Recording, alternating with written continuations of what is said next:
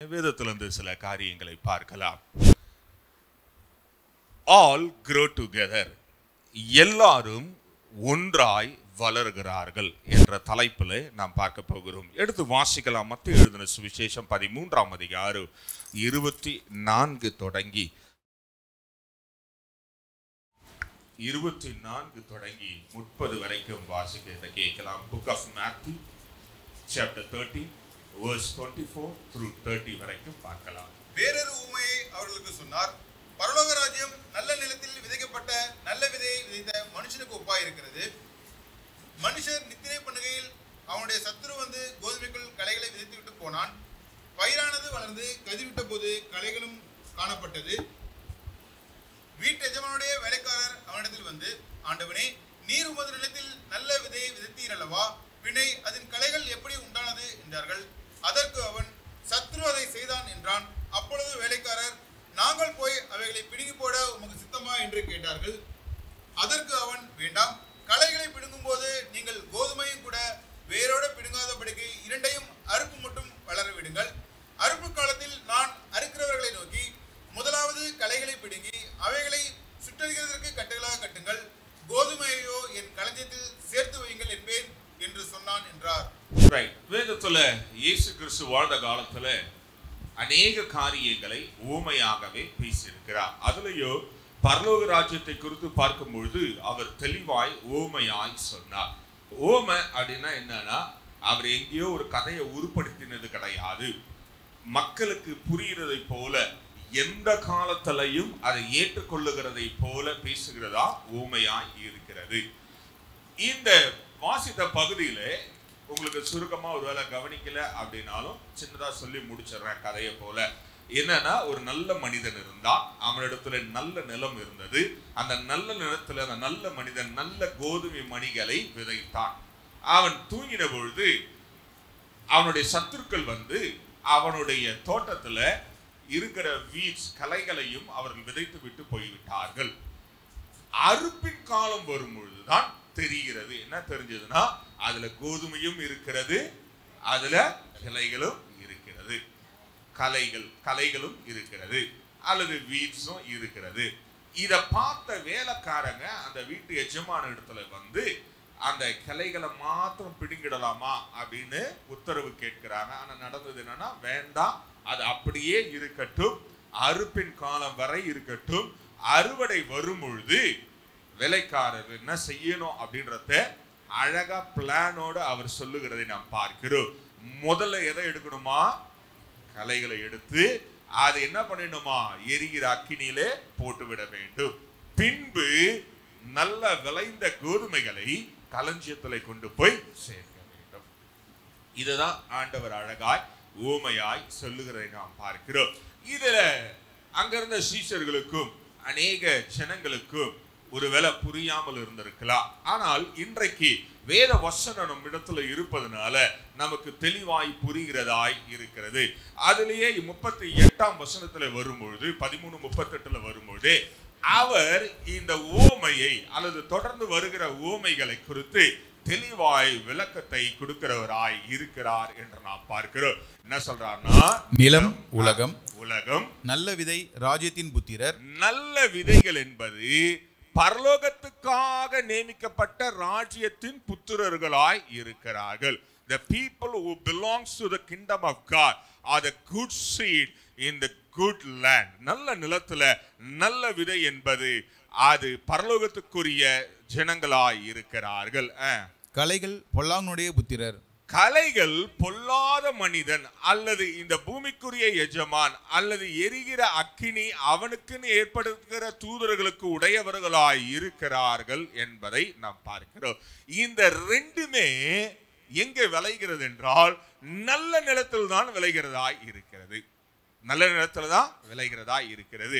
ஏனென்றால் ஒருவேளை நீங்க யோசித்து கொள்ளலாம், ஒரு சில காரியங்கள் நல்ல நிலமாய் இருக்கும் பொழுது நல்ல கனிகளை தர வேண்டும், அல்ல நல்ல அறுவடைகள் வர வேண்டும், அல்லது நல்ல காரியங்கள் அதுல இருக்க வேண்டும் என்றால் சத்துரு என்ன பண்ணுவான் அப்படின்னா, கொஞ்சமா தூங்குற நேரத்துல, கண் அசைகிற நேரத்துல, அல்லது நம்ம கொஞ்சம் கோட்டை விடுகிற நேரத்துல, நம்ம வாழ்க்கையில ஏதாவது ஒரு ஓட்ட வருகிற இடத்துல, அந்த இடத்துல களைகளை கொண்டு வந்து அவன் விதைத்து விடுகிறவனாய் இருக்கிறான். இந்த விதைகள் எப்பொழுது வேலைக்காரர்களுக்கு தெரிகிறது என்றால், வேலைக்காரன் என்றால் ஊழியக்காரன் கிடையாது, தூதன் என்பதையும் அங்கேயே ஆண்டவர் சொல்லுகிறவராய் இருக்கிறார். இயேசுவே அந்த ஊமையில சொல்லுகிறார், வேலைக்காரர்கள் தூதர்களாய் இருக்கிறார்கள். அப்ப தூதர்கள் வரும்பொழுது, அறுவடை பண்ணும் பொழுதுதான் அவங்க பார்க்கிறாங்க நல்ல நிலத்துல கெட்ட கனிகளும் வளர்கிறதாய் இருக்கிறது. இந்த கெட்ட கனிகள் ஒரு சில காரியங்களை பார்த்து நல்ல நிலத்தில் எங்கே போய் சேரும் என்பதையும் சில காரியங்களை நாம் பார்த்து பிடிக்க போகிறோம். இப்பவே தெரிஞ்சிருக்கோம் உங்களுக்கு என்ன சப்ஜெக்டுக்குள்ள நான் வருகிறேன் அப்படின்றத.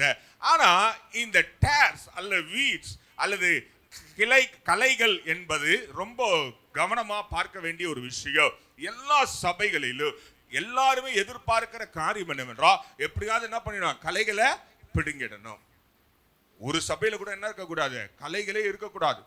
களைகளை எப்படியாவது பிடுங்கி எடுத்துடணும் அப்படின்னு தான் எல்லா ஊழியர்களும் அல்லது இருக்கிற மூப்பர்களும் வேலை செய்கிறோம் யோசிச்சு கொண்டிருப்பாங்க. ஆனா அது நடக்கவே நடக்காது. ஆப்போசிட்டா பேசுறாருன்னா நடக்காது. ஏனென்றால் ஆண்டவரே சில நேரத்துல அனுமதிக்கிறவராய் இருக்கிறார். ஆண்டவர் என்ன பண்றாரு, களைகளையும் வளர விடுகிறவராய் இருக்கிறார். ஆனால் ஒரு நாள் வரும், அறுப்பின் நாள் என்பது மிகவும் கவனமாய் எடுத்துக்கொள்ள வேண்டிய விஷயம். இன்றைக்கு நாம் பார்க்க இருக்க காரியம் என்னவென்றால், அந்த அறுவடையின் நாளிலே நீங்களும் நாளும் நல்ல கோதுமைகளாய் இருப்போமா, அல்லது அறுவடை வந்து நிற்கிற காலத்திலே வேலைக்காரர்கள் வரும்பொழுது நம்ம இடத்துல கனிகளை காண்பார்களா, அது நல்லதானவைகளாய் இருக்குமா அல்லது கிளைகளாய் இருக்குமா என்பதை குறித்து பார்க்க போகிறோம். 5 விதமான சுருக்கமான கிளைகளை குறித்து நாம் பார்க்க போகிறோம். பொதுவா சபையில இருப்பதுதான், வேத வசனத்திலிருந்து தான் நான் சொல்ல போகிறேன், வேற எதுலையுமே நான் போக மாட்டேன். எடுத்து வாசிக்கலாம். மத்தேயு 23ஆம் அதிகாரம் 17ஆம் வசனத்தை வாசிக்கலாம். மேத்யூ 23:17-19 ரெண்டுத்தையும் எடுத்து சொல்லுங்க. மதிகேடரே, மதிகேடரே, குருடரே, குருடரே, எது முக்கியம்? எது முக்கியம்? இயேசு பூமியில வாழ்ந்த போது அவர் கேட்கிறாரு, எப்பா மதிகேடரே அல்லது குருடரே எது முக்கியம்? பரலோக ராஜ்யத்திலே வேலைக்காரர்களாக தூதர்கள் வரும்பொழுது நல்ல பூமியில எது முக்கியம் என்பதை ஆராய்ந்து பார்க்க வேண்டியது அவசியமானதாய் இருக்கிறது என்று நாம் பார்க்கிறோம். பொன்னை பரிசுத்தமாக்குகிற தேவாலயமோ, பொன்னோ அல்லது பொன்னை பரிசுத்தமாக்குற தேவனுடைய ஆலயமாய் எது நல்லது என்பதை பார்க்கணும். இன்றைக்கு அநேக திருச்சபைகள் எப்படி மாறிவிட்டது என்றால், அதில் உள்ள அலங்காரமோ அதில் உள்ள காரியங்களோ முக்கியத்துவம் கொடுக்கிறவர்களாய் மாறிவிட்டோம். ஒருவேளை நீங்க யோசிக்கலாம், இந்த 4 செவுத்த சொல்லுகிற அப்படின்னா கிடையாது, நீங்களே தேவனுடைய ஆலயமா இருக்கிறோம். அப்ப இந்த ஆலயத்துல நம்ம அலங்காரமான காரியங்களை உடுத்திக் கொள்ளுவதனால நம்ம அழகா மாறிடுவோம். நம்மளுடைய கனிகள் அழகா இருக்கும், நம்மளுடைய கிரியைகள் அழகா இருக்கும். நம்ம ரொம்ப அந்நிய பாஷை பேசுகிறோம் அல்லது ரொம்ப ஜெபம் பண்ணுகிறோம், ரொம்ப வேத வசனத்தை நம்ம தியானிக்கிறோம் அப்படின்றதுக்காக நம்ம அழகா இருப்போம் அப்படின்னா கிடையாது. அது காரியமே கிடையாது. சிலர்லாம் பாத்தீங்க வச்சுங்களேன், பயங்கரமா தீர்க்க தரிசனம் பேசுற போல அந்நிய பாஷை தான் பேசுவாங்க. ஆனா அவங்க என்ன யோசித்துக் கொள்கிறார்கள் என்றால், இந்த அலங்காரமாய் இருக்கிற காரியங்கள் ரொம்ப முக்கியம் என்று எண்ணுகிறார்கள். அது முக்கியம் அல்ல. அதை பரிசுத்தப்படுத்துகிற தேவ ஆலயமே முக்கியமானதாய் இருக்கிறது. நீங்களே அந்த தேவனுடைய ஆலயமாய் இருக்கும் பொழுது உங்கள் உள்ளான இருதயம், உங்கள் உள்ளான மனிதன், உங்களுக்குள்ளே ஏற்படுகிற காரியங்கள் பரிசுத்தாவியானவர் உங்களுக்குள்ளே வாசம் செய்கிறார் என்று எடுத்துக்கொள்வோம் என்றால், நீங்க வெளிரங்கமான காரியங்களை குறித்து எப்பவும் என்ன பண்ண மாட்டோம், கவலை பட மாட்டோம். அதுக்காக நீங்க வரும்போது குளிக்காம பல்லு வளர்க்காம வரணும்னு நான் சொல்லல. சிலர்லாம் ஓகே சொல்லிட்டாருங்க, பா காலையில எழுந்து பச்சை தண்ணில 7 மணிக்கு குளிக்கிறதுக்கு எவ்வளவு கஷ்டம், இனிமே அடுத்த வாரத்துல எப்படி வரலாம், குளிக்காமையே வரலாம் அப்படின்னா அது கதை இல்லை. பக்கத்துல யாருமே உட்கார முடியாது. ஆனால் அதற்காக முக்கியத்துவம் கொடுக்க வேண்டாம். சிலர்லாம் பைபிளை பார்த்தீங்கன்னா மணிக்கணக்கில் வாசிப்பாங்க, ஆனா உள்ள ஒரு மாற்றமும் ஏற்பட்டிருக்காது. அவங்க வாசிப்பதெல்லாம் மண்டைக்கே இருக்கும். அவங்க வாசிப்பது ஆராய்ந்து பார்ப்பதெல்லாம் மண்டையிலேயே இருக்கும். அப்ப உள்ள தேவ ஆலயம் எப்படி இருக்கிறது என்பதுதான் இன்றைக்கு நீங்களும் நானும் பார்க்க வேண்டிய அவசியமானதா இருக்கிறது.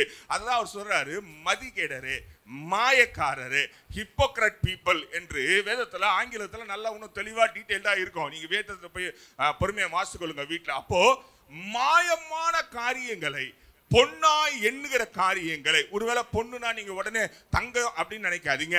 நீங்க விலை உயர்ந்ததா எதை எண்ணுகிறீர்களோ அதையே பரிசுத்தமாக்குறது தேவனுடைய ஆலயமாய் இருக்கிறது. ஹல்லேலூயா. யோசிச்சு பாருங்களேன், நம்ம உள்ளான மனிதன் தேவ ஆலயத்தை சுத்திகரிக்கப்படாத அல்லது உள்ளான மனிதனுக்குள்ளே பரிசுத்த ஆவியானவர், வேதம் சொல்லுகிறது, ஒருவன் என் சத்தத்தை கேட்டு இடம் கொடுத்தா நாங்க உள்ளே வசிப்போம் என்று சொல்லுகிறது. அப்ப மூவராகிய திருத்துவ தெய்வமாகிய இயேசு நமக்குள்ளே வாசம் செய்வதை காட்டிலோ நம்ம வெளிரங்கமாய் காட்சியளிப்பது, வெளிரங்கமான முக்கியமான காரியங்களுக்கு நம்ம முக்கியத்துவம் கொடுப்பது அவசியமற்றதாய் இருக்கிறது. இன்றைக்கு எல்லாருமே, அது கிறிஸ்தவங்களா இருந்தாலும் தேவ ஆலயங்களா இருந்தாலும், விலை உயர்ந்த பொருட்களை வைத்திருந்தால் அதற்கு தான் முக்கியத்துவம் கொடுக்கிறோம். சிம்பிளா சொல்றேன், இது நல்ல டேபிள். நல்ல டேபிளா இல்லையா? அருமையான டேபிள். அதுவும் இது இப்பெல்லாம் செய்யவும் முடியாது. இப்ப செய்யணும்னா இதுக்கு ஆச்சாரிங்க இந்த மாதிரி செய்யறது கிடையாது. இன்னைக்கு இருக்கிற ஆச்சாரியங்களாம் பிளாஸ்டிக்ல டேபிள் செஞ்சு வச்சிடறாங்க. பாதி சர்ச்சில் பார்த்தீங்கன்னா பிளாஸ்டிக்ல தான் இருக்குது டேபிள். நிக்கிற பாசங்க உஷாரா நிக்கணும். பேண்ட் கை தூக்கும் போது பேண்ட்ல இருந்து சொக்கா தெரியுமா பனியன் தெரியுமான்னு நிற்கிறேன். ஆனா இப்போ எனக்கெல்லாம் அந்த பிரச்சனை இல்லை, இது ஃபுல்லா மறைச்சிக்குது. ஆனா இந்த டேபிளுக்கு நான் முக்கியத்துவம் கொடுப்பேன் அப்படின்னா இது பரலோகம் போவாது. இது பரலோகம். அப்ப எது பரலோகம் போகும் என்றால் நீங்களும் நானும் தான் ஆண்டவர் ஆராய்ந்து பார்க்கிறவராய் இருக்கிறார். நம்மளுடைய இருதயங்களை மாத்திரம் தான் ஆராய்ந்து பார்க்கிறவராய் இருக்கிறார். இன்னொரு படி மேல போய் ஆண்டவர் கடினமாய் சொல்லுகிற காரியம் 19ஆம் வசனத்தை வாசிக்கலாம். மதிகேடரே, மதிகேடரே, குருடரே. திரும்பவும் அதே டயலாக் பாருங்க. டயலாக் மாத்தவே இல்லை ஆண்டவர். மதிகேடரே, குருடரே, எது முக்கியம்? எது முக்கியம்? காணிக்கையோ? காணிக்கையோ? காணிக்கையை பரிசுத்தமாக்குகிற பலிபீடமோ? காணிக்கையோ? காணிக்கையை பரிசுத்தமாக்குற. நமக்கெல்லாம் எது தெரியுமா முக்கியம்? நாம கொண்டு வருகிற காரியங்கள் தான் முக்கியம். ஆனால் பலிபீடத்துக்கு நம்ம முதலிடம் கொடுப்பதே கிடையாது. இன்றைக்கு ரொம்ப கடினமா சில காரியங்கள்லாம் யோசிக்கும் போது ரொம்ப கஷ்டமா இருக்கும். சிலர்லாம் பலிபீடத்துக்கு முக்கியத்துவம் கொடுக்கவே மாட்டாங்க. எங்கேயாவது பழைய ஏற்பாட்டின் காலத்துல பலிபீடத்துல வேற எதையா செலுத்தினார்களா அப்படின்னா கிடையாது. பலிபீடத்துல எதுவுமே நடக்காது. ஆனா இப்ப புதிய ஏற்பாட்டின் காலத்துல பலிபீடம்னா என்னன்னு தெரியாது. ஏன்னா அங்கதான் எல்லா கூத்தாடிகளும் இருப்பாங்க. அங்கதான் என்ன நடக்கக்கூடாதோ அது நடக்கும். அந்த இடத்துக்கு மரியாதையே கிடையாது. புரியுதுங்களா? காரணம் என்னவென்றால் we do not realize what is important to God. ஆண்டவர் எது முக்கியம் என்பதை நம்ம அறிவதில்லை. நம்ம என்ன நினைத்துக் கொள்கிறோம்? ஆண்டவர் நம்ம கொண்டு வருகிற காணிக்கைகளை அங்கீகரிக்கிறார் என்று எண்ணுகிறோம். எதெல்லாம் காணிக்க? நீங்க நல்லா பாடினா காணிக்க நினைச்சா ஆண்டவர் அதை அறவே. நீங்க ஒருவேளை நல்லா கைத்தட்டி ஆராதிச்சா, மத்தவங்க பாக்குற மாதிரி இங்க கத்தி ஆராதிச்சா அதை ஆண்டவர் ஏற்றுக்கொள்வார்னா கட்டையவே கிடையாது. ஆண்டவர் அறவே வெறுக்கிறவராய் இருக்கிறார். அப்ப எதற்கு முக்கியத்துவம் கொடுக்க வேண்டும் என்றால் உங்க வாழ்க்கையில பரிசுத்த ஆவியானவர் செய்கிற பலிகளுக்கு தான் ஆண்டவர் முக்கியத்துவம் கொடுக்கிறவராய் இருக்கிறார். பலிபீடத்துக்கு தான் ஆண்டவர் முக்கியத்துவம் கொடுக்கிறார். பலிபீடம் தான் உன் வாழ்க்கையை பரிசுத்தமாய் மாற்றுகிறதா இருக்கிறது. பலிபீடம் தான் ஈசாக்கை விடுதலையாக்கினதா இருக்கிறது. இன்றைக்கு அப்படிப்பட்ட பலிபீடத்தை நம்ம வாழ்க்கையில தவறாய் பயன்படுத்தி கொண்டே இருக்கிறோம். இப்ப அதனால்தான் ஆண்டவர் சொல்றாரு, மதிகேடரே, குருடரு, பைத்தியக்காரனே, அறிவில்லாதவனே, நீ பலிபீடத்தை அசுத்தம் பண்ணிட்டு நீ எதை கொண்டு வந்து ஆண்டவருடைய பார்வையில காணிக்கையாய் செலுத்த போகிறாய்? இன்றைக்கு அநேகர் நம்ம வாழ்க்கையில எது தெரியுமா பலிபீடம்? இயேசு எங்க இருக்கிறாரோ அதுதான் பலிபீடமாய் இருக்கிறது. அப்ப நம்ம இருதயத்துல இயேசு இருக்கிறார் என்றால் அந்த இருதயத்துல என்ன கொண்டு போக கூடாது? இந்த உலக காரியங்கள் எதையும் கொண்டு போகவே கூடாது. எதையும் கொண்டு போகவே கூடாது. அற்பமா எண்ணுகிற காரியங்கள், கண்ணில் தோன்றுகிற காரியங்கள், அல்லது இருதயத்துல மனதில் ஏற்படுகிற காரியங்கள், அது எல்லாவற்றையும் கொண்டு போய் இருதயத்துல வைக்கிறது மாத்திரம் இல்ல. சிலர்லாம் அதுக்காக உபவாசம் போட்டு ஜெபம் பண்ணுவாங்க. ஒரு நாள் அப்படித்தான் ஜெபம் பண்ணுவாங்க. ஜெபத்துல கேட்டு அவங்க பயங்கரமா ஜெபம் பண்ணுறாங்க. என்ன ஜெபம் பண்றாங்கன்னு எனக்கும் தெரியல, அவங்களுக்கும் தெரியல. காரணம் என்னன்னா இருதயத்துல தோன்றுவதெல்லாத்தையும் பலிபீடத்துல கொண்டு வருவது. அண்ணாள் ஜெபிக்கும் பொழுது அவ கொண்டு வந்து அவ சக்கால்த்தி பண்ண பிரச்சனையை அவ சொல்லியிருந்தா, இல்லை அவங்க வீட்டில் அவன் பண்ண வீட்டுக்காரன் பண்ண காரியங்களை சொல்லியிருந்தா? ஒரே ஒரு காரியம், கொடுத்தா கொடுத்துருவேன், முடிஞ்சிச்சு, உனக்கும் எனக்கும் டீல், அவ்வளவுதான். ஆண்டவருடைய சமூகத்தில் பலிபீடத்தில் வரும்பொழுது நாம் எதை கொண்டு வருகிறோம், இந்த காலையில் எதை கொண்டு வந்தோ, எதை வைத்திருக்கிறோம், அல்லது அப்படிப்பட்ட பலிபீடம் நம்ம வாழ்க்கையில சுத்தமாய் வைத்துக் கொள்ளுகிறோமா? இன்றைக்கு அப்படிப்பட்ட பலிபீடத்தை ஆண்டவர் மகிமைப்படுத்துகிறவராய் இருக்கிறார். அதனால்தான் மோசே கிட்ட சொன்னார், வெறும் மலைங்க, யோசிச்சு பாருங்களேன், நந்தி வர மலை மேல நீங்க நடந்து போறீங்க, செருப்பு இல்லாம நடந்து போனா எப்படி இருக்கும்?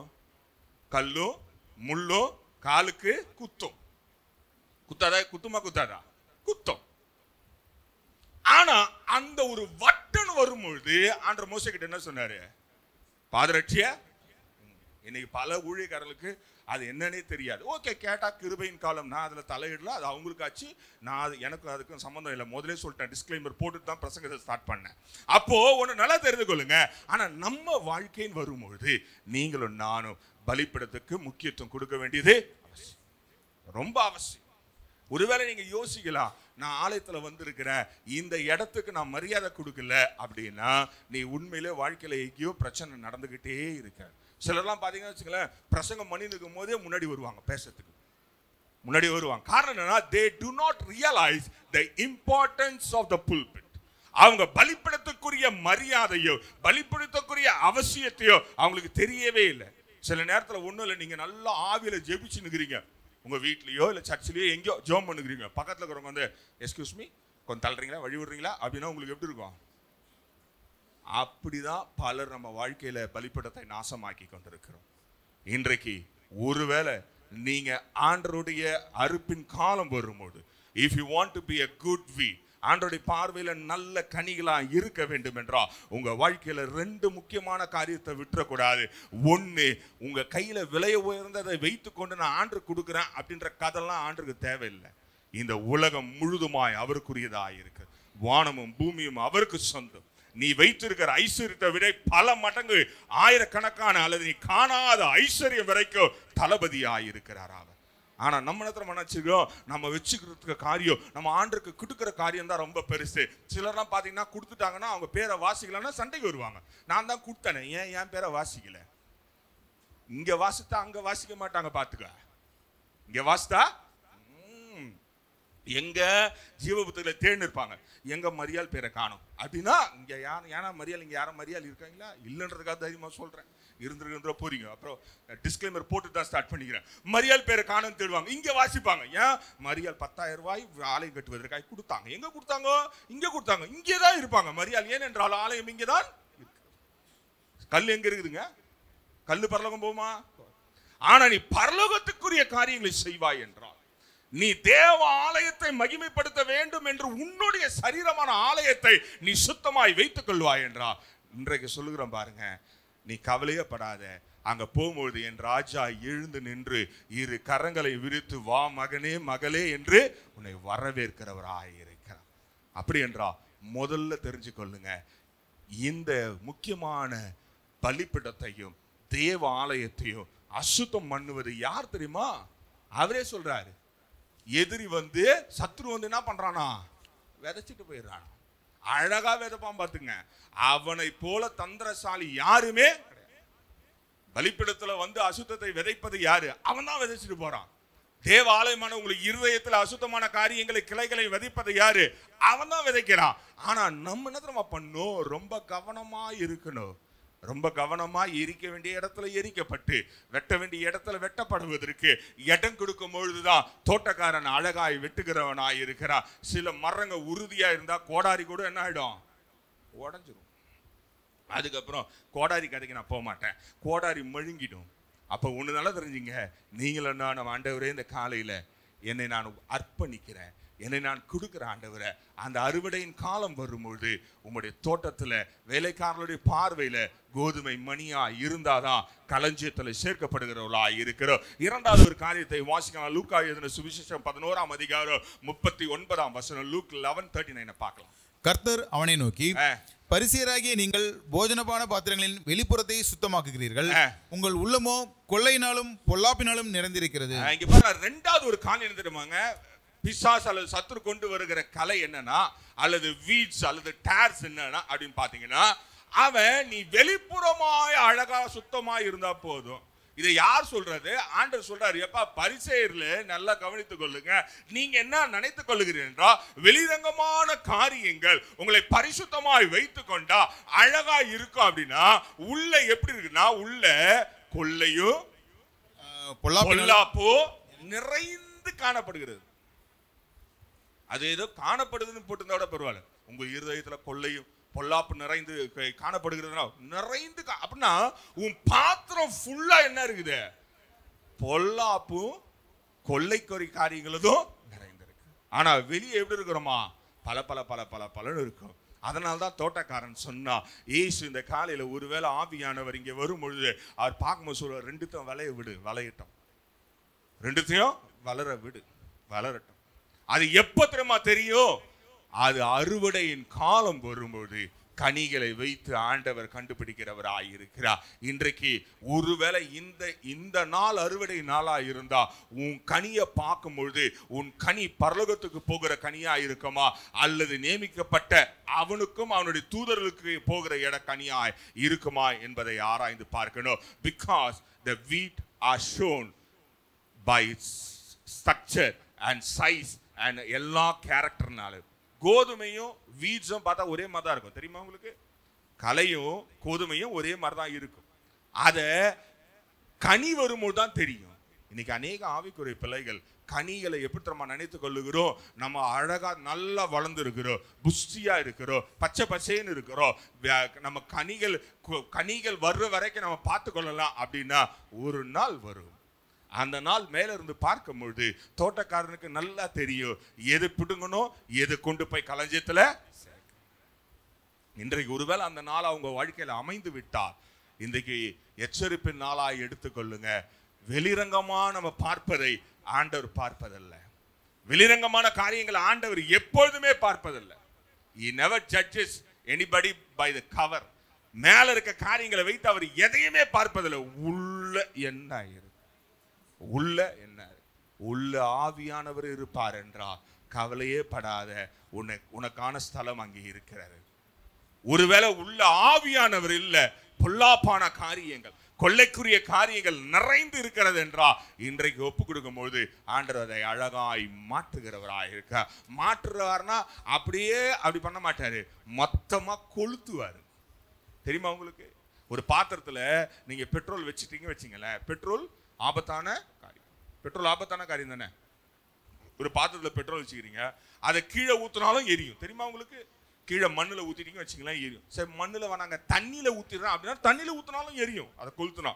அதுக்கு பதிலாக அந்த பாத்திரத்திலே கொளுத்திட்டீங்கன்னா பாத்திரத்திலே அந்த பெட்ரோல் எரிஞ்சு என்ன ஆகிடும்? சரியாயிடும், காலி ஆகிடும். இன்னைக்கு ஆவியானவர் எப்படி செய்யணும்னு நான் எதிர்பார்க்குறேன்னா, பாத்திரத்தில் இருக்கிற பொல்லாப்பு, பாத்திரத்தில் இருக்கிற பொல்லாங்கான காரியத்தை அங்கேயே எரிக்கணும்.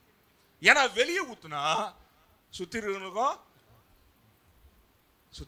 ஒன்றும் இல்லை, பெட்ரோல் இருக்குது, அதை எடுத்தாடி பக்கத்தில் ஊற்றிட்டு என் பாத்திரம் சுத்தமாகுதுன்னா கொஞ்ச நேரத்துக்கு நாற்று அடிக்கும், வாசனை வரும், அதுக்கப்புறம் சுத்தமாயிடும். ஆனால் பக்கத்தில் இருக்கிற பாவம் அவன் எரிஞ்சும் கிடப்பான். எதுக்கு? உன் பொல்லாப்பை தூக்கி அவன் மேலே ஊற்றி அவன் எரிய. அப்போ ஒன்று நல்லா தெரிந்து கொள்ளுங்க, இன்றைக்கு நீ வெளிரங்கமான காரியங்களை பார்த்து கொண்டிருக்கிறார், ஆனால் ஆவியானவரோ உள்ள நிறைந்திருக்க காரியங்களை பார்க்கிறார். உன் வாழ்க்கையில பரிசுத்தாவியான நிறைந்து இருப்பார் என்றால் இன்றைக்கு எதை குறித்து கவலைப்படாத, அழகா உன்னை ஆண்டவர் கூட்டு கொண்டு போகிறவரா இருக்கா. மூன்றாவது காரியம் என்னவென்றால், எடுத்து வாசிக்கலாம். மத்தேயு 15ஆம் அதிகாரம் 1, 2, 3 வசனங்களை வாசிக்கலாம். Matthew 15:1-3 வரைக்கும் வாசிக்கலாம். அப்பொழுது எருசலேமிலிருந்து வந்த வேதபாரகரும் பரிசேயரும் இயேசுவினிடத்தில் வந்து, உம்முடைய சீஷர்கள் முன்னோர்களின் பாரம்பரியத்தை ஏன் மீறி நடக்கிறார்கள், கை கழுவாமல் போஜனம் பண்ணுகிறார்களே என்றார்கள். அவர்களுக்கு அவர் பிரதித்திரமாக, நீங்கள் உங்கள் பாரம்பரியத்தினாலே தேவனுடைய கற்பனையை ஏன் மீறி நடக்கிறீர்கள். இங்க பாருங்களேன், நடந்தது என்னன்னா சிம்பிளா சொல்றேன். சீசர்களை குறித்து ஆண்டவர் ரொம்ப கரிசனை உள்ளவர். சீசர்ல எங்கேயும் என்ன பண்ண மாட்டாரு, விட்டு கொடுக்க மாட்டாரு. ஆனா நம்ம ஆளுங்க சோத்து பண்டாரோ, சோறை பார்த்தோன்னே கையை கூட கழுவுத்துல போய் உட்காந்து, நம்ம கூட அப்பதானே சில நேரத்துல கல்யாணத்துக்கு போறோம், கை கழுவிட்டு வர கேப்ல பாத்தீங்கன்னா அங்க சேர் இருக்காது. அதனால என்ன பண்றோம், உடனே போய் லைன்ல நின்றுவோம். அவன் சாப்பிட்றத அவன் நம்ம மூஞ்சை பார்க்கும்போது அவன் இலையை முடிச்சுட்டு ஓடுற அளவுக்கு அவன் முடிச்சு பார்ப்போம். அப்படிதான் பார்ப்போம். அந்த நேரத்தில் ஏதாவது கை கழுவு டைம் இருக்குமா? வாய்ப்பு இருக்காது. ஸோ சீசர்லாம் அப்படிதான். நம்ம தெரியல, இயேசு கூட சுத்தம் போது உடனே வந்தாங்க, சாப்பிட்டாங்க. இது ஒரு குத்தமா? கை கழுவாது ஒரு குத்தமா? சொல்லுங்களேன். கை கழுவுலாம் யாருக்குங்க நஷ்டம்? சாப்பிட்றவங்களுக்கு தான் நஷ்டம். கையில் இருக்க கிருமி யார் வயிற்றுக்குள்ள போவோம்? பக்கத்தில் இருக்கிற வயிற்றுக்கு பண்ணோம்னா ஊட்டியா கொடுக்க போறோம், சாப்பிட போறோம். சாப்பிடும் போது நமக்கு தான் கேடு உண்டாக்கும். இதை ஒரு குத்தமா பேசினுக்கிறாங்க.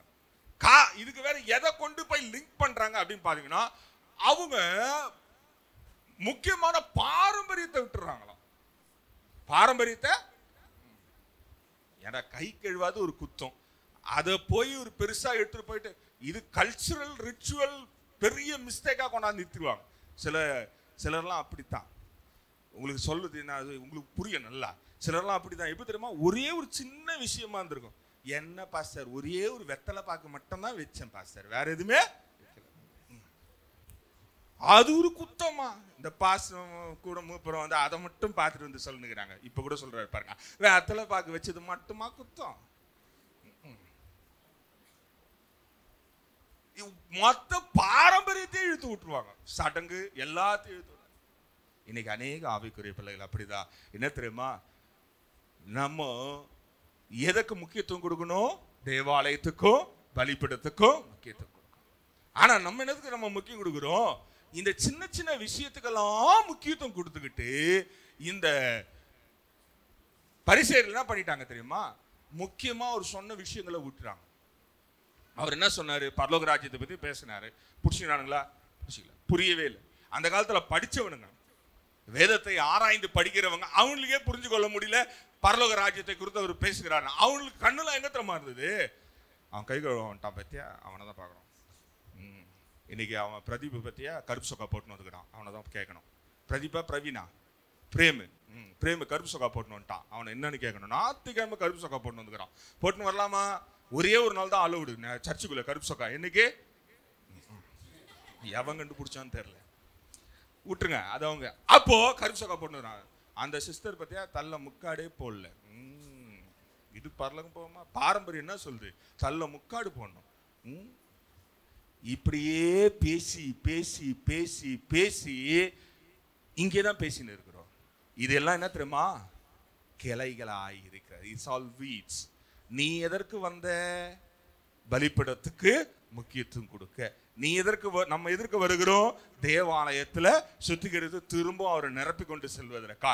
ஆனா இங்க வந்து நடக்கிற காரியம் என்னன்னா, நம்ம எல்லாம் அறிவாளி, நம்ம எல்லாம் என்ன ஆயிடுவோம்? வந்த உடனே பரிசையில் ஆயிடுவோம், வேத ஆராய்ச்சியாளர் ஆயிடுவோம். பைபிள் என்ன தெரியுமா சொல்லுது? தம்பி, ஏன் தம்பி டிஷர்ட் போட்டு வந்த? ஏன் தம்பி ஜீன்ஸ் போட்டு வந்த? ஏமா தள்ள முக்காடு போடல? இதெல்லாம் பேசிக்கிட்டே இருப்போம். இதெல்லாம் முக்கியமே கிடையாதுங்க. நீ ட்ரெஸ் போட்டு வந்தான்னா அதுக்குன்னு வந்துடாதீங்க. நீ எந்த ட்ரெஸ்ல வந்தான்னா ஆண்டவர் வெளிரங்கமான காரியங்களை பார்ப்பதில்லை, உன் இருதயத்தை தான் ஆண்டவர் பார்க்கிறாரு. ஒன்றும் இல்லை, அந்த தம்பி வந்து நல்லா ஜீன்ஸ் பேண்ட்டை போட்டு நல்லா பாட்டு பாடி ஆராய்ச்சி அவரு ஆசீர்வாதம் வாங்கிட்டு போயிட்டே இருப்பார். சொன்னவன் சொன்ன இடத்துல. இன்னைக்கு பல ஆவிக்குரிய பிள்ளைகள் ஒருவேளை நம்ம அதுல இருக்கிறோமா யோசிக்கும் போது நல்லா இருக்கும், கேட்கும் போது சிரிப்பா தான் இருக்கும். ஆனா நம்ம எத்தனை பேர் என்ன பண்ணிருப்போம்? ரன்னிங்ல கமெண்ட்ரி கொடுப்போம். பக்கத்துல உட்காந்து கொடுப்பாங்க பாருங்க, அருமையா இருக்கும். நம்ம காதுல கேட்காது, ஆனா பின்னாடி இருக்கவங்க காதுல மட்டும் கேட்கும். தெரியுமா உங்களுக்கு? ஆமா. இன்றைக்கு நீ அப்படி இருப்பாய் என்றால் உன் வாழ்க்கையை ஒப்பு கொடுக்கும் பொழுது ஆண்டவர் அழகாய் மாற்றுகிறவராய் இருக்க. ஆண்டவர் உன்னை விடவே மாட்டாரு, கவலையப்படாத. நீ இப்படி இருக்கிறன்றதுனால ஆண்டவர் வந்து ஏன்பா இப்படி வந்த அப்படின்னு ஆண்டவர் டிஃபெண்ட் பண்ணாரு பாருங்க. எப்படி டிஃபெண்ட் பண்ணாரு? இவ்வளவு பேசுற நீ நியாயப்பிரமாணத்தை ஏன் விட்டுட்ட? இவ்வளவு பேசுற நீ நியாயப்பிரமாணத்தை, அதனால ஒன்னெல்லாம் தெரிஞ்சுங்க. அதுக்காக நீங்க அடுத்த வாரம் வரும்போது எல்லாம் தலை பாப்பா பிரிச்சு போட்டு வந்துடாதீங்க. புரியுதுங்களா? என்னால பேயில ஓட்டுக்க முடியாது. வரத்தனா நாளைக்கு நைட்டு வாங்க, இன்னைக்கு நைட்டு வாங்க, ஓட்டிடலாம். அப்போ எதுக்கு சொல்லுகிறேன் என்றால், நல்லா கவனிக்கணும். காரியம் என்னவென்றால், ஒருவேளை சில தேவையில்லாத கிளைகள் நம்ம சபைகளில நம்ம வாழ்க்கையில இப்படிதான் இருந்து கொண்டே இருக்கும். சின்ன விஷயம் அதை கொண்டாந்து யார் தெரியுமா விதைக்கிறது? சத்துரு விதைப்பான். எப்படி தெரியுமா விதைப்பான்? பாவம் அன்னைக்கு அந்த சிஸ்டருக்கோ அல்லது பிரதருக்கோ கல்யாண நாளாக இருக்கும். அன்னைக்கு தான் அழகாக பட்டு புடவை கட்டின்னு வந்திருப்பாங்க, நல்லா இருப்பாங்க பார்க்கறதுக்கு. வீட்டில் போகும்போது என்ன, வீட்டுக்கு போகிற வரைக்கும் கவனிக்க மாட்டாங்க. வீட்டுக்கு போனோடனே புருஷன் இருக்காங்க, அந்த சிஸ்டரை பார்த்தியா பச்சை கலரில் வந்தது புடவை கட்டிங்கன்னு, கழுத்து ஃபுல்லாக, உனக்கு எதுக்கு? அது நகையை போட்டுன்னு வந்து ஒரு ஆண்டரை போட்டுன்னு சொல்லியிருப்பார், பிரசங்கம் பண்ணும்போது காணிக்கு பெட்டில் போட்டு போயிருக்கும். உன் கண்ணு அது திரும்ப வீட்டுக்கு எடுத்துன்னு போயிடுச்சு. புரியுதுங்களா? அப்போ ஒன்று நல்லா தெரிந்து கொள்ளுங்க, வெளிரங்கமான காரியங்கள் அல்லது நீங்க நானும் பேசுகிற காரியங்கள் ஆண்டவர் அருவருப்பாய் எண்ணிக்கொண்டிருக்கிறார். அப்போ நம்ம செய்ய வேண்டிய நல்ல கனிக்கும் கெட்ட கனிக்கும் வித்தியாசம் அழகா சொல்லி கொண்டே இருக்கான் பாருங்க. கெட்ட கனி வந்த உடனே கண்ணு சுத்தி அலையும், யார் என்ன பண்றாங்க. நல்ல கனி வந்த உடனே பலிபீடத்தை மாத்திரம் தான் பார்க்கும். பலிபீடத்துல எனக்கு ஆண்டவர் இன்றைக்கு என்ன பேச போகிறார், இன்றைக்கு என்னோட என்ன அவர் செய்ய போகிறார், இன்னைக்கு எப்படி என்னை நிரப்ப போகிறார், எப்படி என்னை ஆசீர்வதிக்க போகிறார், எந்த வசனத்தை வெற்றி என்னை தேற்ற போகிறார், இங்கிருந்து நான் போகும்போது எப்படி கழுகுகளை போல சிறகடிக்கிற பலத்தை எப்படி கொடுக்க போகிறார், மான் கால்களை எனக்கு எப்படி கொடுக்க போகிறார். பலிபீடத்தை நோக்கி பார்க்கிற கண்கள் நல்ல கனிகளை கொடுக்கிறது. கண்ணை மேய விட்ட ஒரு நாள் வரும், அந்த நாள் நான் கூட இருக்க மாட்டேன், அறுவடை பண்ண போறது தேவ தூதனா இருப்பா. அவனுக்கு நல்லது மட்டும்தான் கண்ணுக்கு தெரியும், கெட்டதை கொத்தா தூக்கிட்டு போய் போட வேண்டிய இடத்துல போட்டு போயிடுவான். அடுத்து ஒரு காரியத்தை வாசிக்கலாம். ஏசாயா 32ஆம் அதிகாரம் 6ஆம் வசனத்தை வாசிக்கலாம். ஐசாயா 32:6 பார்க்கலாம். ஏனென்றால் மூடன் மூடத்தனத்தை பேசுகிறான். இங்க பாருங்களேன், மூடன் கெட்ட கனிகளை கெட்ட வீட்ஸை குறித்து பார்க்கிறோம், அல்ல கெட்ட கனிகளை குறித்து பார்க்கிறோம். மூடத்தனத்தை பேசுகிறான். அவன் இருதயம் அநியாயத்தை நடப்பிக்கும். அவன் இருதயம் என்ன பண்ணுமா, அநியாயத்தை நடப்பிக்கிறதா இருக்கிறது. அவன் மாயம் பண்ணி கர்த்தருக்கு விரோதமாய் விபரீதம் பேசி பசியுள்ள ஆத்மாவை வெறுமையாக வைத்து. இங்க பாருங்களேன், இந்த மூட நினைத்திரமா பண்ணிடுறான். அவன் ஆத்மா பசியா இருக்கிறதா. அவன் ஆத்மா ஏன் பசியா இருக்குன்னா, அவன் தெரிஞ்சோ தெரியாமலோ ஞானஸ்நானம் எடுத்துட்டான். யாரு? மூடன். உங்களை சொல்லல, அதனால என்ன முறைக்காதீங்க. மூடன் தெரிஞ்சோ தெரியாம ஞானஸ்நானம் எடுத்து தெரிஞ்சோ தெரியாம ஆலயத்துக்கு வந்துட்டான். வந்த உடனே அவன் ஆத்மா எப்படி இருக்குது? பசியா இருக்குது. ஆண்டவருடைய வார்த்தை என்ன பேச போகிறது? ஆத்மா பசியா இருக்கிறது.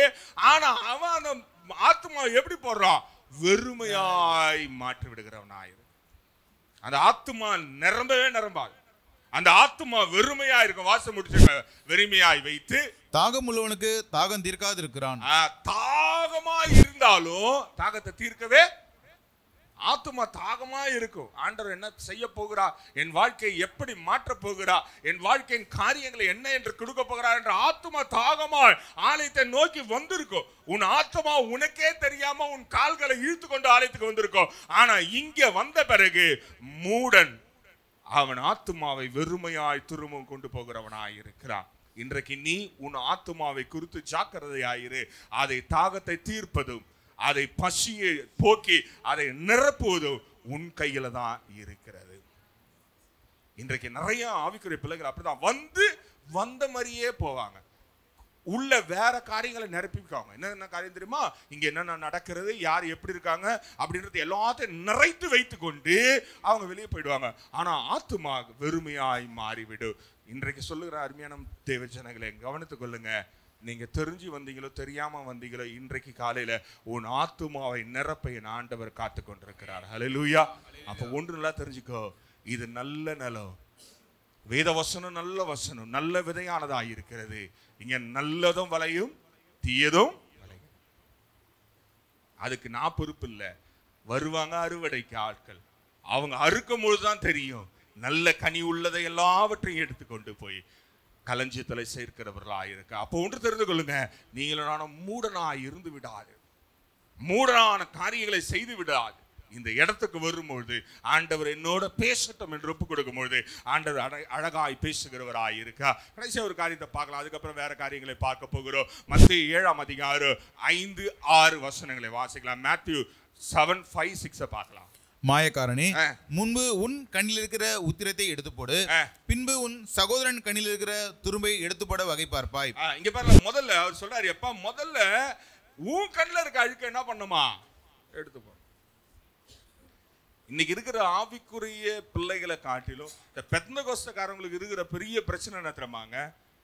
அவங்க கண்ணில் இருக்கிற அழுக்கை எடுக்கிறதே கிடையாது. நானா சொல்றேன்னா, நீங்க வாங்க, ஐயா இருக்காரு, கண்ணை புடுங்கி அலசி ரிட்டனே உள்ள போடுவார். காத்துன்னு இருக்காரு. அவர் யாரெல்லாம் கண்ணை கொண்டாடுறீங்களோ அவங்க கண்ணை சுத்தம் பண்ண காத்துன்னு இருக்கிறார். நான் சொன்னது இந்த ஐயாவில்ல, இங்க இருக்கிறாரு ஒரு ஐயா, அவர் அழகா அவங்களை சுத்திகரிக்க காத்துக்கொண்டு. ஆனா நம்ம என்ன பண்றோம், முதல்ல இதெல்லாம் கெட்ட விதைகள், கெட்ட கனிகள், கேவலமான காரியங்கள், அருவருப்பான காரியங்கள், நெருப்புல போகக்கூடிய காரியங்கள், ஆண்டவர் சுட்டெரிக்க காத்து கொண்டிருக்க காரியங்கள். என்னன்னா, முதல்ல நம்ம காரியங்கள் எல்லாத்தையும் சுத்திகரித்துக் கொள்ள வேண்டியது. ஒருத்தன் நிற்குன்னு அவன் வாழ்க்கையை ஸ்டடி பண்ணி ஆண்டவருடைய சமூகத்துல பலன்களை பெற்றுக்கொண்டு கனிகளை பெற்றுக்கொண்டு வாழ்வதற்கு அவனுக்கே திராணி இல்லை. ஆனா பக்கத்துல இருக்கிறவனை பார்த்து என்ன பண்றது, ஏளனமா என்ன பண்ணாங்களோ தெரியல, ஆண்டவர் இப்படியே தண்டிச்சிட்டாரு. நடுவில் வேற ஒரு பிளாங்க் விட்டுறது, அது அவங்கள என்னன்னா ஃபில்அப் பண்ணிக்கிட்டோம். இன்றைக்கு ஒன்று நான் சொல்லுகிறேன், நீங்க வாழ்க்கையில் அப்படி இருப்பீங்கன்னா அதை மாத்திக்கொள்ளுங்க. ஆண்டவர் அழகாய் மாற்ற. கடைசியாக ஒரே ஒரு வசனம் வாசிக்கலாம், மத்தேயு 7:6 வாசிக்கலாம். பரிசுத்தமானதை நாய்களுக்கு கொடாதீங்கள். நல்லா கவனிச்சு கொள்ளுங்க. உங்க வாழ்க்கையில பரிசுத்தமானதை எதுக்கு போடக்கூடாதான்? நாய்க்கு. நாய்னா நான் சொல்றது 4 கால் நாய் இல்ல, 2 கால் நாய்க்கு போட்டுறாத. 4 கால் நாய் பத்தி பேசல. 4 கால் நாய் பன்றி உள்ளது, நன்றி உள்ளதான், ஏதோ ஒண்ணு விட்டுருங்க, நமக்கு தேவையில்லாது விட்டுருங்க. வேதம் சொல்லுகிறது பரிசுத்தமானதை எதுக்கு போடக்கூடாது. இப்போ விலை செய்கிற தேவன் எல்லாவற்றையும் ஒரே மாதிரி தான் விலை செய்தார். நீர் ஊற்றுகிற அப்போலோ எல்லாவற்றுக்கும் ஒரே மாதிரி தான் நீரை ஊற்றினார். ஆனா ஒன்று நல்லா தெரிஞ்சுக்கோ, நீ நல்ல கனியா இருப்பாய் என்றால், நீ கோதுமை மணியா இருப்பாய் என்றால், ஒன்று நல்லா தெரிஞ்சுக்கோ, உனக்குரிய காரியங்களை, உனக்குரிய எல்லா விஷயங்களை கொண்டு போய் யாருக்கு முன்னாடி போடக்கூடாது? 2 காலு நாய்க்கு முன்னாடி போடக்கூடாது. அடுத்தது, பண்டிகள் முன் முத்துக்களை பண்டிகள் முன் போடாதீங்க. முத்துக்களை எங்க போடக்கூடாதாம்? பன்னிக்கு முன்னாடி போடக்கூடாது. அடுத்தது, போட்டால் தங்கள் கால்களால் அவைகளை மிதித்து திரும்பி கொண்டு உங்களை பீறி போடும். இங்க பாருங்களேன், they does not know the value. அது என்ன பண்ணுமா, நீ போட்டதை அது காலால மிதிச்சு நீ குடுக்கல நினைச்சு திரும்ப என்ன பண்ணுமா, உன்னையே பீரும். அப்படின்னா என்ன அர்த்தம்னா, நீ கொடுத்தது கூட தெரியாத பன்னிகளுக்கும் நாய்களுக்கும் குறித்து நீ ஜாக்கிரதையா. அப்போ ஒன்று நல்லா தெரிஞ்சுக்கொள்ளு, வேத வசனம் என்ன சொல்லுதுன்னா, நீ பெற்றுக்கொண்ட அபிஷேகம், நீ பெற்றுக்கொண்ட ஆசீர்வாதங்கள், நீ பெற்றுக்கொண்ட வாக்குதத்தம் ஆண்டவர் உனக்குள்ள இருப்பார் என்றா அதை கொண்டு போய் சத்துருக்களுக்கு கொடுத்துறாத. அப்ப ரொம்ப கவனமா இருக்க வேண்டிய விஷயம். இன்றைக்கு ஒருவேளை 5 விதமான காரியங்களை பார்த்தோ, முதல்ல பார்த்தது என்னவென்றா, மாயமா இருந்துராதீங்க. மாயமா தேவாலயத்துக்கும் பலிப்பிடத்துக்கும் கொடுக்க வேண்டிய காரியங்களை, உங்களோட தேவ சரீரமா, தேவனுடைய ஆலயமா நீங்க இருக்கிறீங்க, உங்க வாழ்க்கையில இருக்கிற பலிப்பிடத்துக்கு முதலிடம் கொடுங்க. 2வது பார்த்தோ, உண்மையுள்ளவர்களாய் இருக்கணும், ட்ரூத்ஃபுல்லா இருக்கணும். அதான் லூக்கா 11:39 வாசம். 3வது, தேவையில்லாத கனிகளுக்கு, கிளைகளுக்கு இடம் கூடாதீங்க. தேவையில்லாத கிளைகள் என்றா சின்ன விஷயத்தெல்லாம் எடுத்து பெருசா பேசிக்கிட்டே இருக்காதீங்க. கை கழுவாதெல்லாம் குத்தம் கிடையாது, அது அவனுக்கும் அவன் வயிற்றுக்கும் உள்ள விஷயம். நீங்க எதுக்கு கவலைப்படுறீங்க? நீங்க எதுக்கு அதெல்லாம் விட்டுருங்க. 4வது காரியம் பார்த்தோ, கோதுமை மணி போலவே இருக்கிற மாயமான மணிகளை குறித்து ஜாக்கிரதையா இருங்க. 5வது பார்த்தோ, தேவையில்லாத மாயமான காரியங்களை விட்டு விலகி வர வேண்டியது அவசியம். எப்படின்னா, முதல்ல நம்ம கண்ணில் இருக்கிறத, அப்படி தெரியலன்னா பரிசுத்தாவியானவர் கண்ணாடி போல, வேதம் சொல்லுகிறது, கண்ணாடியில நிழலாட்டமாய் காண்கிறதை இப்ப காணுவோம். அவர்கிட்ட கேளுங்க, ஆண்டவரே என் வாழ்க்கையில இருக்கிற பிரச்சனைகளை முதல்ல தீர்த்துருங்கன்னு. அவர் அழகாய் தீர்த்து விடுகிறவராய் இருக்கிறார். இது எல்லாம் எப்பொழுது தெரியும் என்றால், எடுத்து வாசிக்கலாம். மத்தேயு 25:41 இயேசு கிறிஸ்து வாழ்ந்த போது சொன்ன காரியம். Matthew 25:41 பார்க்கலாம். அப்பொழுது அவர் இடது பக்கத்தில் நிற்கிறவர்களை பார்த்து, இங்க பாருங்களேன், இடது பக்கத்தில் நிற்கிறவர்களை பார்த்து, வலது பக்கத்தில் நிற்கிறவர்களை பார்த்து வேற சொல்லுவாரு. அது நம்ம நிறைய வாட்டி பார்த்திருக்கோம். இடது பக்கத்தில் நிற்கிறவர்களை பார்த்து, சபிக்கப்பட்டவர்களே, சபிக்கப்பட்டவர்களே, என்னை விட்டு பிசாசுக்காகவும் அவன் தூதர்களுக்காகவும் ஆயத்தம் பண்ணப்பட்டிருக்கிற நித்திய அக்னியிலே போங்கள். இங்க பாருங்களேன், ஒண்ணு நல்லா தெரிஞ்சுக்கொள்ளுங்களேன், இந்த அறுப்பின் காலம் வந்து அறுவடையை எடுத்துக்கொண்டு நல்ல கனிகளை கொண்டு போய் களஞ்சியத்துல சேர்த்த பிறகு அல்லது தேவையில்லாத வீழ்ச்சி அசுத்தமான காரியங்கள் இதுவோ அந்த நிலத்துல விளைந்திருந்தா அதை கொண்டு வந்து என்ன சொல்லுவார்னா ஆண்டவரே அழகா சொல்லுவார். இடது பக்கத்துல இருக்கவங்களை பார்த்து, சபிக்கப்பட்டவர்களே. ஏன் சபிக்கப்பட்டவர் சொல்றாருன்னா, நல்ல நிலத்துல நல்ல கனிகளுக்கு ஊற்றப்பட்ட எருக்களையோ யூரியாக்களையோ தண்ணீரையோ நீ அங்கேயே இருந்தோ நீ மாறாததுனால சபிக்கப்பட்டவனாய் மாறுகிறான். யோசிச்சு பாருங்களேன், யூதாசு ஒருவேளை நல்ல மனிதனா இருந்திருப்பான் என்றா அவனா பண்ணிருக்கணும், காட்டி கொடுத்துருக்கூடாது. பேதுரு அவ்வளோ வாக்குத்தத்தம் பண்ணி இருந்து பெற்றுக்கொண்டவனா இருந்தோ என்ன பண்ணிருக்கூடாது, மறுதளிச்சிருக்க கூடாது.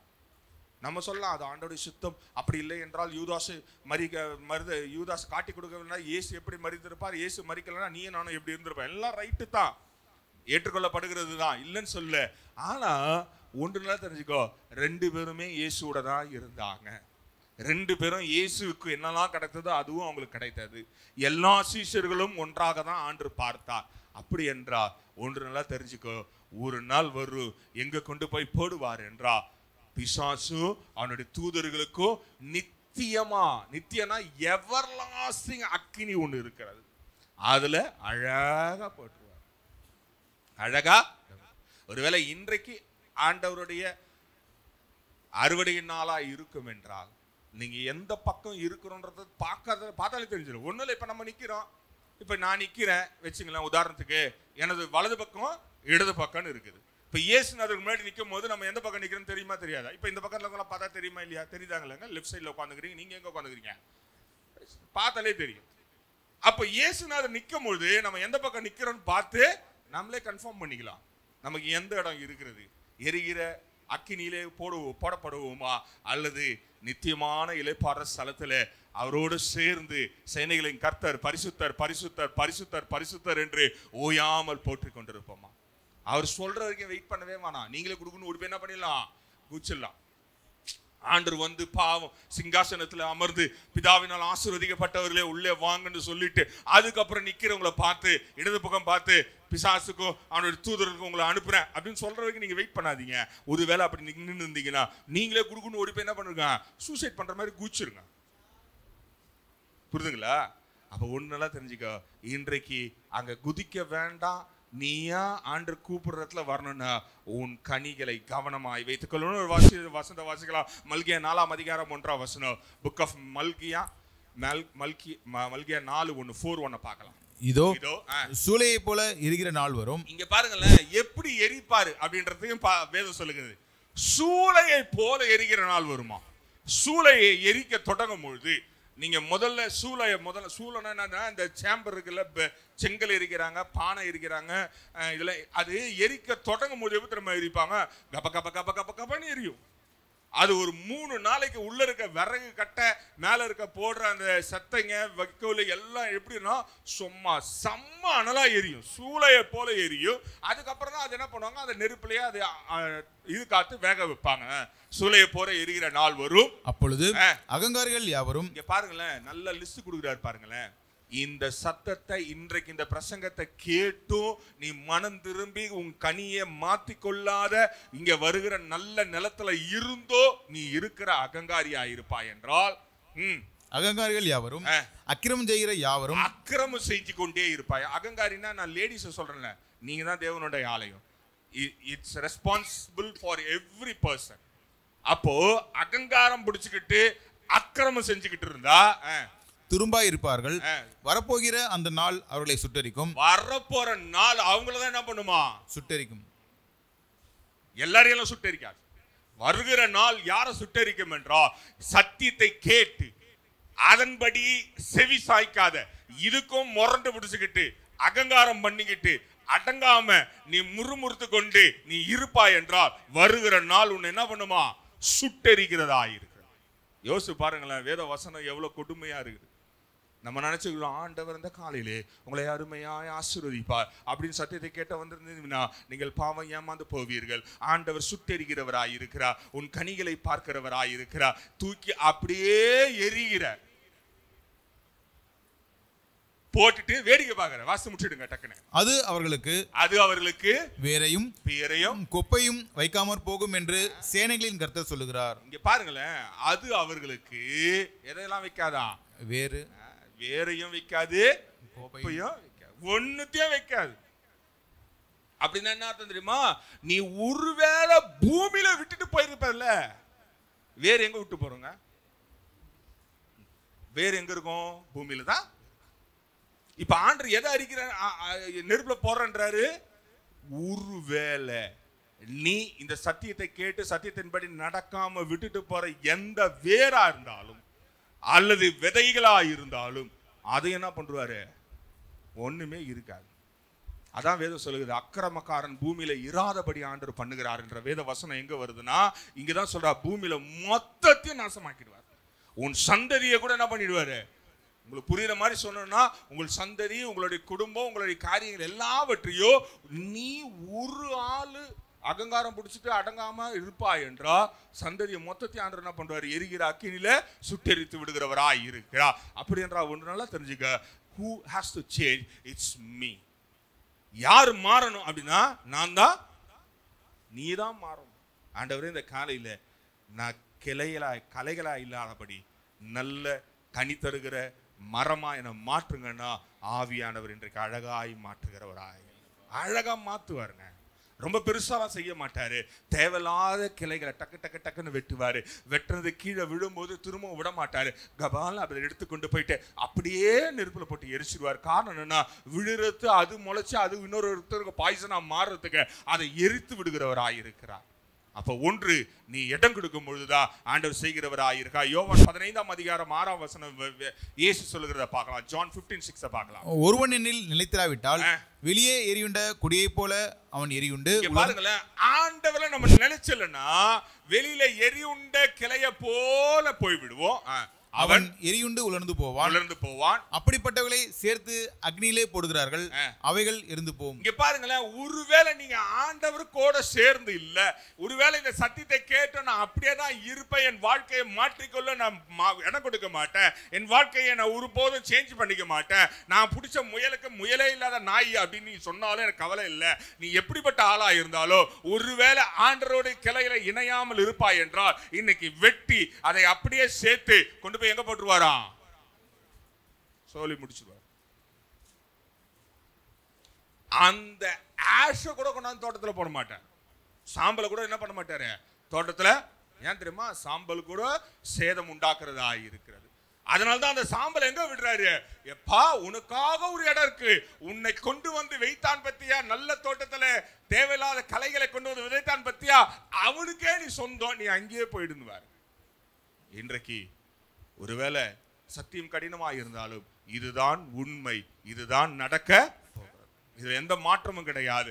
ஆனா அவரை பற்றி கொண்டவர்களுக்கு மத்திய 28ஆம் அதிகாரம் 20ஆம் வசனம் சொல்லுது, முடிவு பரியந்தும் அவர் இருக்கிறவராய் இருக்கிறார். அல்லேலூயா. வாசி முடிச்சிருங்க. நான் உங்களுக்கு கட்டளையிட்ட யாவையும் அவர்கள் கைகொள்ளும்படிக்கு அவர்களுக்கு உபதேசம் பண்ணுங்கள், இதோ உலகத்தின் முடிவு பரியந்தம் சகல நாட்களிலும் நான் உங்களுடனே கூட இருக்கிறேன். பாருங்களேன், நீங்க ஒருவேளை நல்ல கனிகளாய் இருப்பீர்கள் என்றால், நல்ல மரமாய் இருப்பீர்கள் என்றால், நல்ல விதைகளாய் இருப்பீர்கள் என்றால், முடிவு பரியந்தம் ஆண்டு உங்களோட இருக்கிறார். முடிவு பரியந்தம் என்றால் என்ன தெரியுமாங்க? அறுப்பின் காலம் வந்தாலும் கவலை இல்லை, அறுவடையில நம்ம போனாலும் கவலை இல்லை. காரணம் என்றால் நல்ல மணிகளை களஞ்சியத்துல கொண்டு போய் அழகாய் சேர்த்து வைக்கிறவராய் இருக்கிறார். இன்றைக்கு உன்னை என்னையோ நம்ம யாராவது மறிச்சிட்டா என்ன சொல்றோம்? ஆண்டவர் அம்பாரத்துல சேர்ப்பதை போல அநியாயத்துக்கு புழுவுறது. அதுதான் நல்ல டைம் தெரியுமா உங்களுக்கு? பொய் சொல்ற ஒரே பாஸ்டருங்க பொய் சொல்ற நிறைய இடம் இருக்குது தெரியுமா உங்களுக்கு? அதுல இது ஒண்ணு. ஆண்டவர் அம்பாரத்துல சேர்ப்பதை போல உங்களை சேர்த்துக் கொள்கிறவர் ஆயிருக்கிற. அவருக்கு தான் தெரியாது அம்பாரமா இல்ல பம்பாரமான்ட்டு. ஏன்னா அங்க போனதானே தெரியும், அங்க போய் நின்னாதானே தெரியும் இது எரிகிற அக்கினிக்கு போதா இல்ல ஆண்டவர் உண்மையிலே கோதுமை மணி போல சேர்த்தாரா. ஆனா ஒன்று தெரிஞ்சுக்கொள்ளு, நாங்க நம்பிக்கையாய் சொல்லுகிறோம், விசுவாசத்துடன் சொல்லுகிறோம், அல்லது ஆண்டவர் மேல வைத்திருக்கிற சத்தியத்தின்படி சொல்லுகிறோம், நீ அம்பாரத்துல சேர்க்கப்படுக வேண்டிய முக்கியமான கனியாயிருக்கிறார். அப்போ இந்த காலையில ஒருவேளை ஆண்டவரே என் வாழ்க்கையை மாற்றிடுங்க, அறுவடை நாள் வரும்பொழுது அங்க வந்து நானோ பாஸ்டமாவோ இல்லை மூப்பரை வந்து உங்களுக்காக ஜெபம்லாம் பண்ண முடியாது. அவங்க வர்றவங்க ரொம்ப முரட்டாட்டமான ஆளுங்க. அவங்க யாரு பேச்சையும் கேட்க மாட்டாங்க. அவங்க தேவனுடைய வேலைக்காரர்கள். அவங்களுக்கு தூதன்னு பேரு. அவனுக்கு காதே கேட்காது. அவன் கட்டளை மாற்றம் செயல்படுகிறவனா இருக்கிறான். அந்த கட்டளையின்படியே அறுத்து கொண்டு போய் போட்டு போய்கிட்டே இருப்பான். அவன் வேலை முடிஞ்சிருச்சு. இன்றைக்கு அவன் வருவதற்கு முன்பதாகவே நம்மத்தில் இருக்கிற பரிசுத்த ஆவியானவருக்கு ஒப்பு கொடுக்கும் பொழுது கிளைகள் நறுக்கப்பட வேண்டிய இடத்துல நறுக்கப்படுகிறவராய் இருக்கிறா. எரிக்கப்பட வேண்டிய இடத்துல எரிக்க வேண்டிய அவசியமானதாக இருக்கு. இந்த கரும்பு தோட்டத்தை பார்த்துருக்கீங்களா? கரும்பு தோட்டத்தை வெட்டி விட்டா திரும்ப முளைக்காது. அதை கொளுத்தி விட்டாதான் என்ன பண்ணும்? நீங்க பார்க்கறத பார்த்தா கரும்பு தோட்டம்னா சக்கரை சாப்பிட்றீங்கல்ல, அதுதான். சுகர் எப்படி வளருதுன்னா அது வளர்ந்த உடனே ஒரு அடி புல்லோட வச்சுட்டு ஒரு அடி கம்போட வச்சுட்டு வெட்டிடுவாங்க. அதுக்கப்புறம் அதை கொளுத்தி விடுவாங்க. திரும்பவும் அது முளைத்து கொண்டே இருக்கும். 9 முறை முளைக்குமா அது. ஆனா இப்ப இருக்கிற ஹைபிரிடு ஒரு முறை முளைச்சாலும் அடுத்த முறை மண்ணு நாசமா போயிடுது. அது எனக்கு தெரியல. நீங்க மண்ணு நாசம் பண்றீங்களா? நான் சொன்னது இந்த மண்ணை. தேவாலயத்தை நாசம் பண்றீங்களா? இல்ல உண்மையில நல்ல கனி கொடுக்கிறவர்களா இருக்கிறீங்களா? நீங்க நல்ல கனி கொடுக்கிறவர்களா இருப்பீங்கன்னா ஒன்னு நல்லா தெரிஞ்சுக்கொள்ளு. யோவான் 15ஆம் அதிகாரத்துல 1 முதல் 6 வரைக்கும் வாச பாப்பீங்கன்னா நல்ல கனி கொடுக்கிற மரத்தை ஆண்டவரே பிதாவாக தேவனே சுத்தம் செய்து அதுக்கு நீர் பாய்க்க வேண்டிய இடத்துல நீர் பாய்த்து அதை இன்னும் அதிகமாய் கனி கொடுக்கிறவராய் மாற்றுகிறவராய் இருக்கிறார். இல்லாத இடத்தை வெட்டி நெருப்புல போடுறவராய் இருக்கிறார். இருந்த இடத்துல கண்களை மூடி. This is a time to reconcile with God. ஆண்டவரிடத்துல ஒப்புரவாகிற நேரமாய் இருக்கிறது. ஒருவேளை இந்த காலையில வாக்குத்தத்தம் வரும், ஆசீர்வாதம் வரும், அல்லது நன்மை வரும், சுகம் வரும்ன்ற சத்தியத்தை கேட்க வந்திருப்பீங்கன்னா பரலோகம் போறதுக்கான சத்தியத்தை உங்களுக்கு சொல்லி இருக்கிற. பரலோகம் இப்படிதான் போக முடியும். கடைசியில அறுவடை நாள் ஒன்று வரும். ஒருவேளை அந்த நாள் உன் வாழ்க்கையில இன்றைக்கான நாளாய் இருக்கும் என்றால் நீ எங்க இருப்ப? நீ எந்த இடத்துல இருப்ப?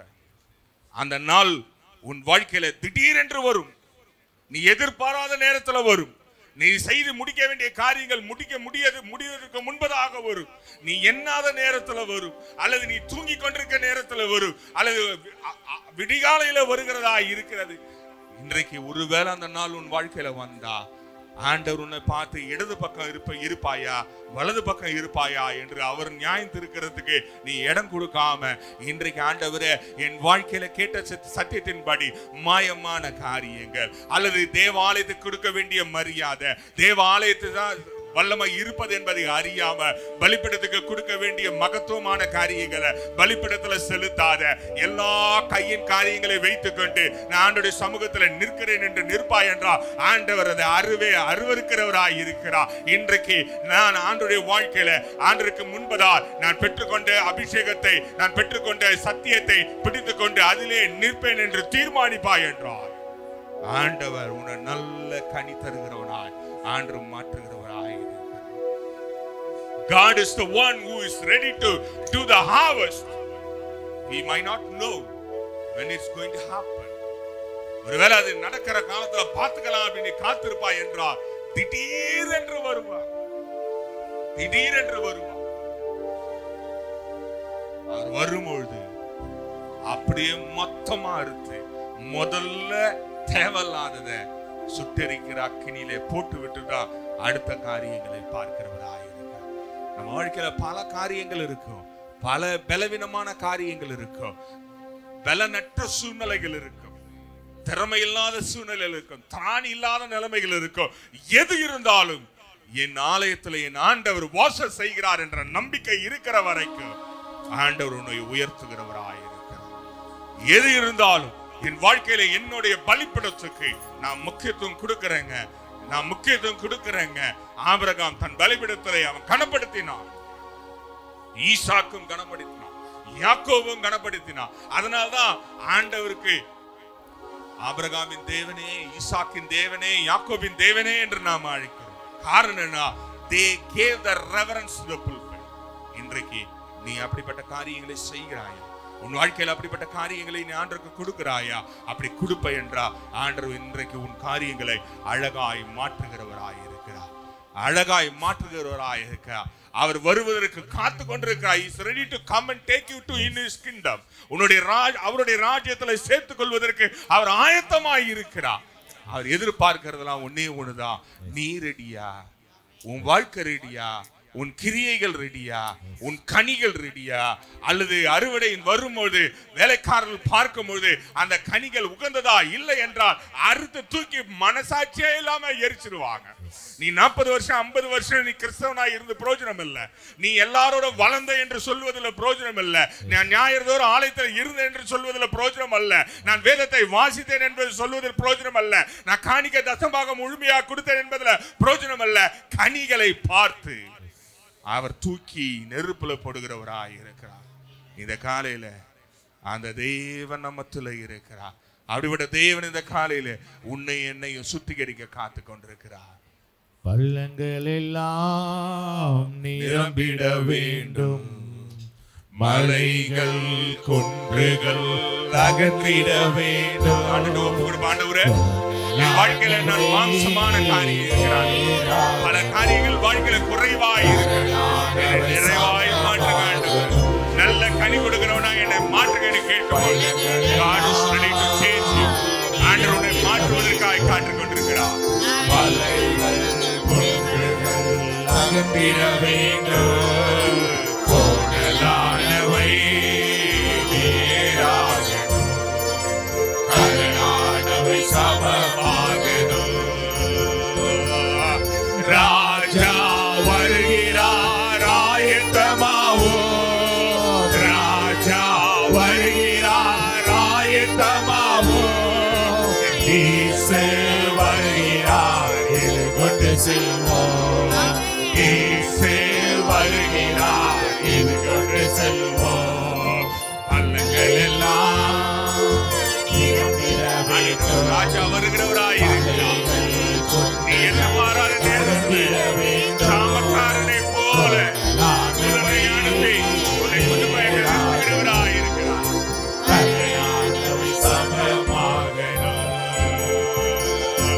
நல்ல கனிகொடா மரங்கள் எல்லாம் விட்டுண்டு அக்கினியில் போடப்படும்.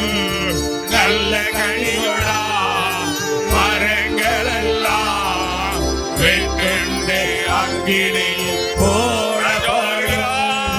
ராஜா வருகிறார், ஆயத்தமாவோம். ராஜா வருகிறார், ஆயத்தமாவோம். இயேசு வருகிறார், எதிர்கொண்டு செல்வோம். இயேசு வருகிறார், எதிர்கொண்டு செல்வோம்.